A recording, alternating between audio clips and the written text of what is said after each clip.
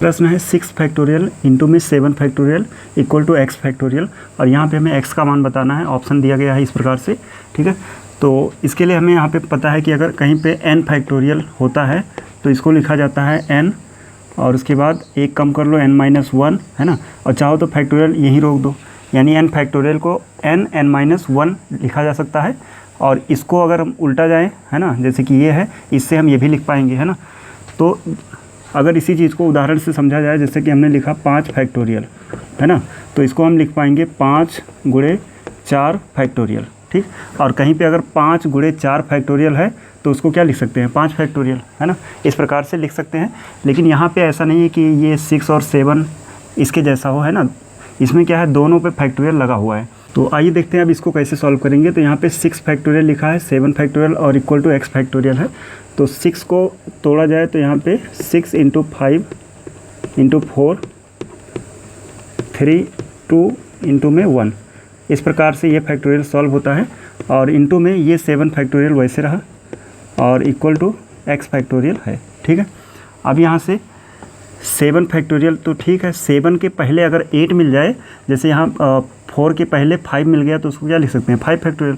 वैसे 7 से पहले अगर 8 मिल जाएगा तो उसको हम 8 फैक्टोरियल लिख पाएंगे, है ना। तो 8 कहाँ से मिलेगा, ये 4 और ये 2, 4 2 जा 8 हो जाएगा यहाँ पे, है ना। और बाकी जो बचा उसको लिख लो, 6 वैसे रहा, 5 × 3 × 1 और इंटू में 8, ठीक है। और ये x फैक्टोरियल वैसे रहा। अब इन दोनों को मिला के लिख सकते हैं 8 फैक्टोरियल और इक्वल टू ये x फैक्टोरियल वैसे रहा, और बाकी सब ऐसे ही रखो, 1 3 5 और 6 को ब्रेक कर सकते हैं 3 × 2 पे, ठीक है। अब देखो अगर 8 से पहले हमको 9 मिल जाता है, 8 से पहले 9 मिल जाता है तो हम 9 × 8 फैक्टोरियल को 9 फैक्टोरियल लिख पाएंगे, है ना।